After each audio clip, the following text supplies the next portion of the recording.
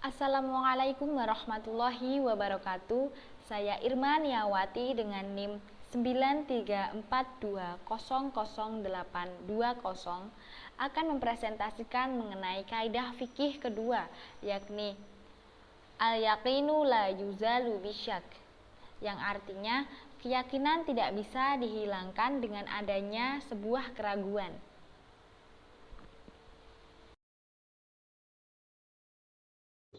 Pengertian dari al-yaqinu la yuzalu bisyak. Keyakinan atau al-yakin adalah kepastian akan tetap tidaknya sesuatu, sedangkan keraguan atau asyak adalah ketidakpastian antara tetap tidaknya sesuatu. Asumsi yang kuat atau zan yang membuat sesuatu mendeteksi makna yakin dari segi tetap atau tidaknya menurut syarak dihukumi sama seperti keyakinan. Kaidah ini berarti bahwa keyakinan yang sudah mantap atau yang sealur dengannya, yaitu sangkaan yang kuat, tidak dapat dikalahkan oleh keraguan yang muncul sebagai bentuk kontradiktifnya. Akan tetapi, ia hanya dapat dikalahkan oleh keyakinan atau asumsi kuat yang menyatakan sebaliknya. Dalil yang menjadi acuan kaidah ini adalah idza wajada ahadukum fi batnihi syai'an fa askala alaihi akhraha minhu syai'un amla fala yakhrujanna minal masjidi hatta yasma'a shawtan aw yajidu riha, yang artinya apabila salah seorang dari kalian mendapatkan sesuatu di dalam perutnya lalu timbul keraguan apakah sesuatu itu keluar dari perutnya atau tidak, maka hendaklah ia tidak keluar dari masjid sampai ia benar-benar mendengar atau mencium bau.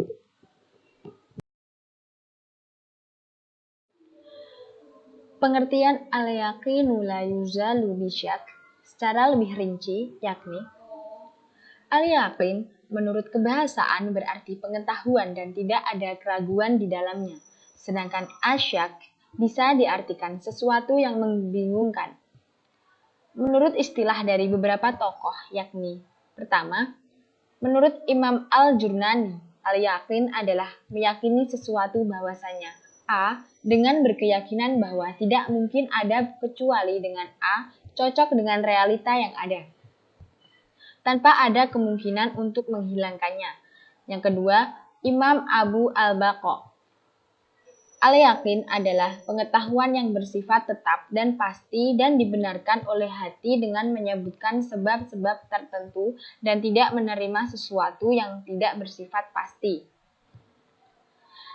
Yang ketiga dari As-Suyuti menyatakan al-yakin adalah sesuatu yang tetap dan pasti yang dapat dibuktikan melalui penelitian dan penyertaan bukti-bukti yang mendukungnya. Yang keempat, menurut Imam Al-Maqari, asyak adalah sesuatu yang tidak menentu atau meragukan antara ada atau tidaknya. Yang kelima, menurut Imam Al-Jurnani, asyak adalah sesuatu yang tidak menentu atau meragukan antara sesuatu yang saling berlawanan tanpa dapat dimenangkan salah satunya.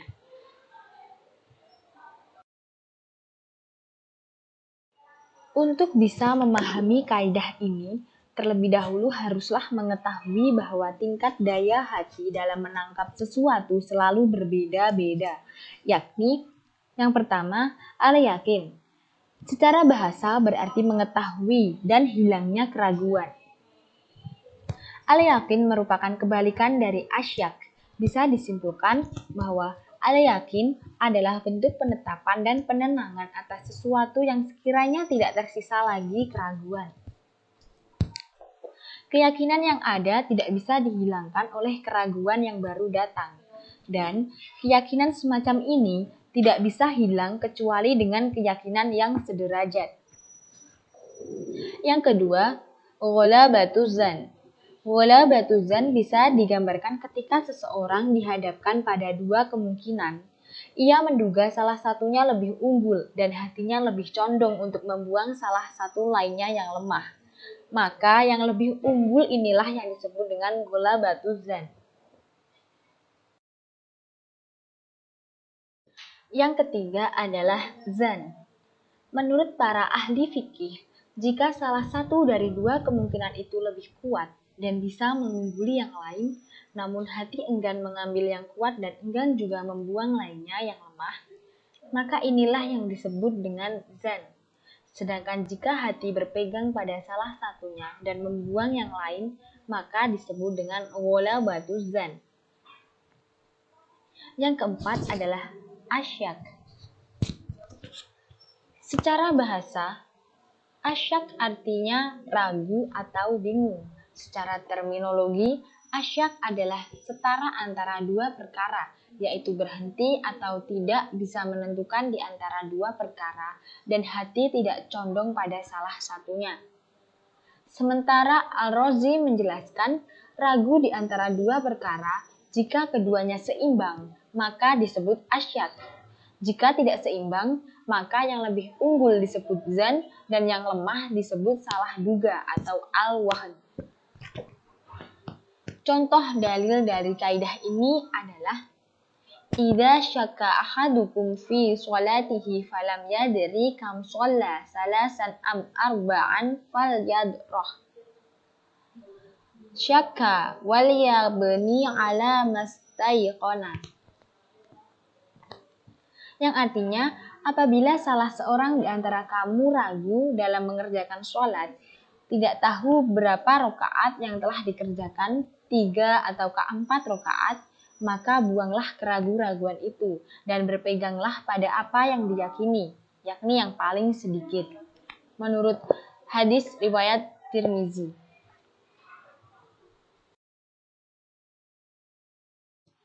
Berikut adalah contoh-contoh hukum aplikatif yang menerapkan kaidah ini.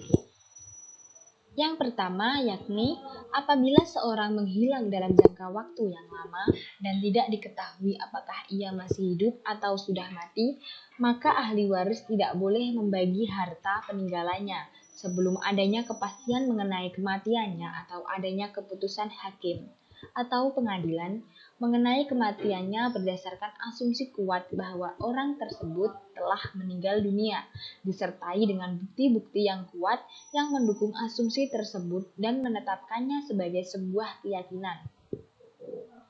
Misalnya, orang tersebut menghilang setelah kecamuk perang, wabah penyakit, atau gempa bumi dahsyat.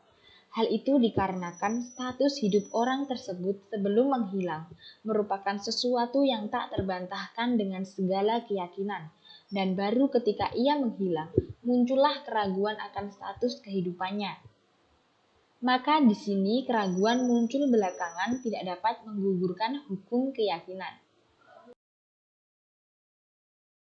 Contoh yang kedua, yakni orang yang sudah yakin suci dari hadas, kemudian dia ragu apakah sudah batal wuzunya atau belum, maka dia tetap dalam keadaan suci. Hanya saja untuk ikhtiyah atau kehati-hatian yang lebih utama adalah memperbaharui wudunya atau tajdid al-wudu.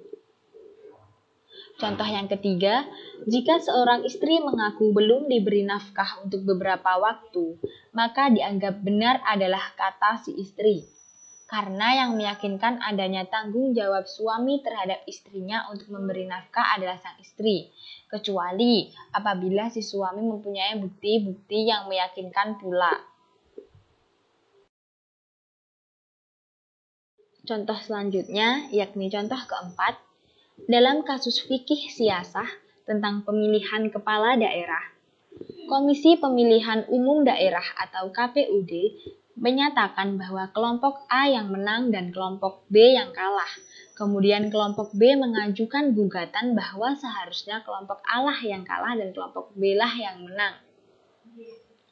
Alasannya karena adanya kecurangan, maka hal ini meyakinkan adalah bahwa telah terjadi pemilihan umum dan kelompok A yang menang, kecuali apabila kelompok B memberikan bukti-bukti yang sah dan meyakinkan pula bahwa kelompoknya lah yang menang.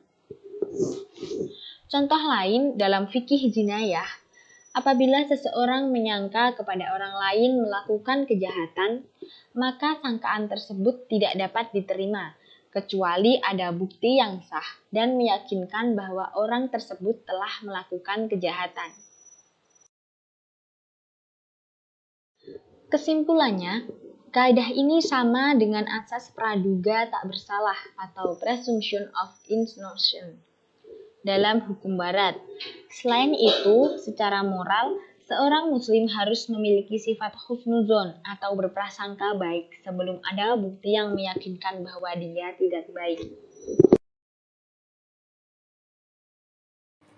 Sekian presentasi dari saya, semoga bermanfaat. Wassalamualaikum warahmatullahi wabarakatuh.